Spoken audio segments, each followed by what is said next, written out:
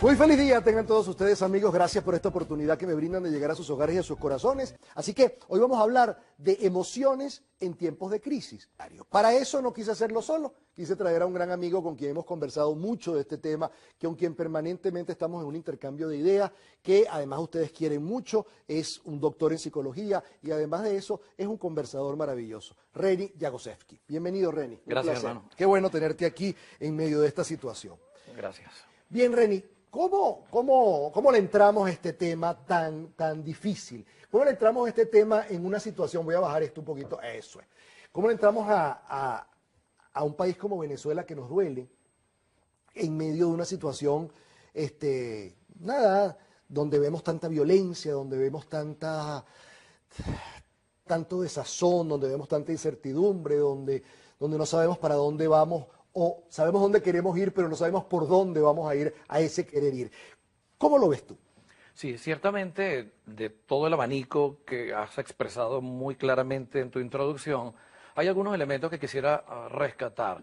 El primero, obviamente, es el tema crisis, que traducido a un lenguaje sencillo, es generalmente un cambio que suele ser inesperado y o indeseado, que tiende a quebrar nuestros esquemas tradicionales. Entonces se nos pierde el foco de la ruta, no vemos claramente el rumbo, el destino, y la persona tiene la llave, pero ya la llave no abre la puerta como la abría antes, ya no obtienes del ambiente las respuestas que antes obtenías, y esa incertidumbre, esa impotencia de no poder generar las respuestas que tú quieres en el tiempo al que estabas acostumbrado, comienza a detonar en las personas sus mecanismos de defensa. Desde el punto de vista del cerebro, se activa una zona que se conoce como el cerebro emocional o cerebro límbico, circuito límbico, cuyo esquema fundamental es poner al cuerpo en estado de defensa para atacar o para huir. Claro. El asunto es que si atacas, tienes consecuencias, y si huyes también. También, claro. Entonces, cuando estás en situaciones en las que no puedes ni atacar ni huir, ocurre justo lo que tú describías con el tema de la salud. El sistema empieza a apagar la luz en algunas habitaciones del cuerpo, sí, y empieza el organismo a perder su equilibrio. Esa podría ser como la primera consecuencia, desde el punto de vista físico, para tomar donde tú lo has iniciado. El tema de la incertidumbre nos lleva, por supuesto, a buscar generar soluciones, salidas.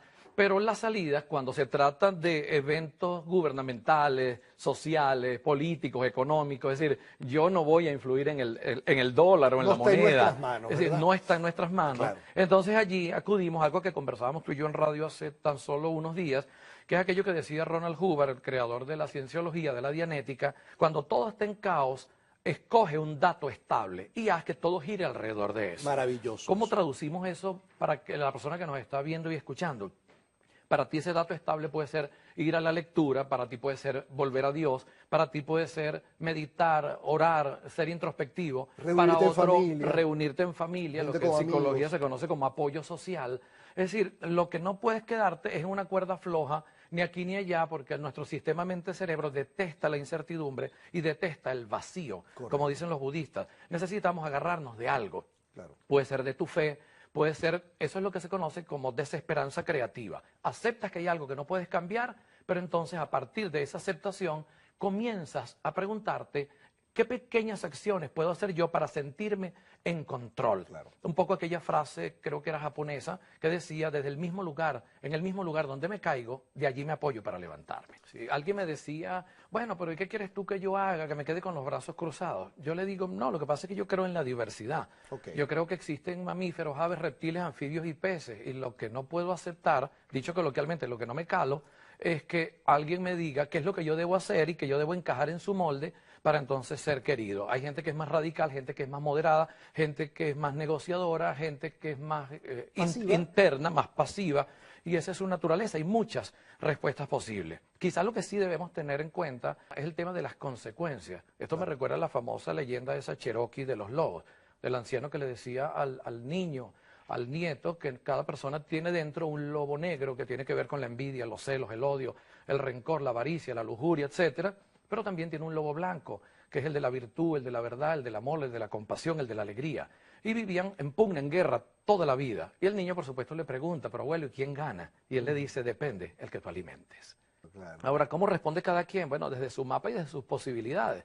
Hay personas que responden desde la violencia, desde la agresividad. Hay gente que dice, bueno, yo lo voy a manejar desde mi microclima, voy a hacer lo mejor que yo pueda, Claro. porque aquí hay un tema, hay una situación social que está desplegándose, pero hay una vida personal que no puedes abandonar. Eso es O importante. sea, si tú tienes un hijo con un tema de droga, tienes un rollo de salud, tienes tienes un problema con tu pareja. esposo, ajá, entonces, bueno, ¿y qué haces? Entonces, problema es, claro, no lo claro. atiendes. Claro. O sea, no vas a comer, no más nunca en tu vida haces ejercicio.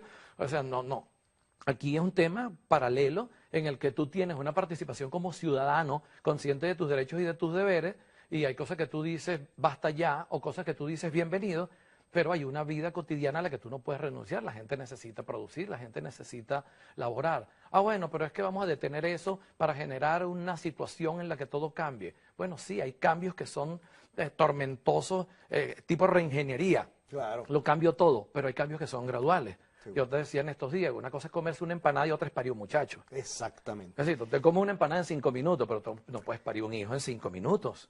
¿De dónde sale esencialmente el odio? El odio sale de una visión polar de que tú y yo somos distintos. Por supuesto, yo soy el bueno y tú eres el malo o la mala, pero además hay una asociación de ese rechazo con el miedo. Te temo tanto que te veo como alguien peligroso, normalmente te deshumanizo, o sea, no eres un ser humano que llora, que sufre, sino te devalúa a tal extremo que tú puedes ser como en un momento dado fueron los esclavos que traían aquí, la mitad llegaban muertos en los barcos, o sea, eran como una cosa. Claro. Y es una escala que va desde la rabia al odio. La rabia es una emoción defensiva que trata de restaurar la justicia, los derechos, o de defender cuando siente que ha sido vulnerado.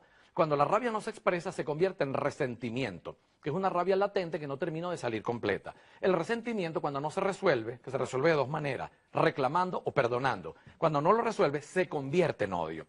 Rabia, resentimiento y odio. El problema con el odio es que el odio genera destructividad. Claro. O te destruyes adentro, si no haces nada, o destruyes afuera al objeto de ese odio. De manera que para resolver el tema del odio tienes que cambiar la manera como ves al otro, tienes que humanizar al otro, entender que yo puedo ser políticamente distinto a ti y eso no me hace menos que tú, solo diferente. Sí. Y ser diferente no es un pecado ni es un delito. Ser diferente es la esencia de la naturaleza. Sí. La naturaleza no hace iguales, hace diversos. Ok. Lo tomo tal como tú lo estás poniendo. Un elemento que quiero rescatar es el tema del discurso. De repente las personas discuten el tema político, el tema social, el tema económico, toda esta gran crisis, y lo hacen, por ejemplo, delante de los niños. Y vinculan a los niños con ese desastre de maldiciones, de pestes, de lo que me gusta o no me gusta. Hay que tener un gran cuidado con el tema. Luego comento algo más, el tema del discurso, cómo se instala en la mente de todas las personas un tipo de palabras, un tipo de lenguaje, y ese tipo de lenguaje va a determinar tus emociones, tus sensaciones, tus conductas y tus resultados. Lo que no está en tu lenguaje no está en tu mente, y si no está en tu mente no está en tu vida. Correcto. Nosotros somos seres lingüísticos. Y esto me recuerda el cuidado que hay que tener con lo que se dice, por las consecuencias que genera aquello que se dice. Cuando de repente un hombre le dice a una mujer, quiero que sepas que me quiero casar contigo, acaba de abrir un universo. No, por supuesto que sí. O cuando le dices a alguien, ya vas a ver lo que te va a pasar. Claro. Abres un universo, abres la puerta del infierno. Sí, sí, sí. Esto me recuerda la famosa metáfora de Esopo, el esclavo Esopo, que su amo le dijo, dicen que tú eres realmente muy especial, que haces de todo, y yo quisiera que como vienen unos invitados muy maravillosos, que yo quiero mucho, quisiera que les prepararas un plato muy especial. Esopo fue, compró los ingredientes, le lleva un estofado y cuando abren es lengua. Entonces el tipo le dice que cómo se le ocurre prepararle a gente tan fina un estofado de lengua. Y él le dice, es que la lengua es lo mejor que existe. A través de la lengua podemos relacionarnos, podemos enamorarnos, existe la poesía, la literatura. Es decir, si una persona es capaz de usar la lengua en el sentido positivo, puede construir paraísos. El tipo le dice, bueno, me has convencido. Mañana vienen unas personas que yo realmente detesto mucho. No quisiera agradarles. Por favor, prepárales un plato. Y Esopo les preparó lengua. Cuando él le pregunta por qué lengua, él dice, porque la lengua es lo peor. Aquí es donde está la destructividad, aquí es donde están las ofensas, aquí es donde está la calumnia, el exceso de palabras, y todo lo malo o lo bueno tiene que ver con el uso que tú hagas de la lengua. El primer acuerdo del doctor Ruiz, cuida lo que dices. La Así palabra es. tiene energía. ¿Cómo ves tú la negación? Sí, psicológicamente la negación se ve como un mecanismo de defensa en el que la persona reprime absolutamente una situación y para ella es como que no existiera. Un pasito más allá está la evasión, que yo sí lo veo, sí lo reconozco, pero no lo Pero quiero. prefiero no tocarlo. Sí. Claro. Hay un tercero que voy a incluir en esa listita, que es la agresión. Claro. Veo la situación y como no me gusta y no la puedo metabolizar, entonces la ataco. Y normalmente uno ataca aquello que no comprende. Buscando eliminarla. Buscando porque la medida que eliminarla. elimino no se me hace obstáculo. Eso es. Y esa lógica fatídica, básica, casi primitiva de amigo-enemigo. Claro. Es decir, si no te pareces a mí, entonces eres malo. Y está la última, la cuarta, que podríamos llamar comprensión. Hay todavía una que es la aceptación incondicional, pero comprensión. Cuando tú entiendes que cada evento es en realidad causado por múltiples causas y que nosotros estamos aquí porque existe el programa, pero también porque nacimos. Claro. Y también porque nacieron nuestros padres. Y también porque Cristóbal Colón vino por 1492 por estos lados. Claro. Es decir, son tantas causas que cuando tú entiendes que lo que está ocurriendo es producto de incontables causas, no lo ves tan básico.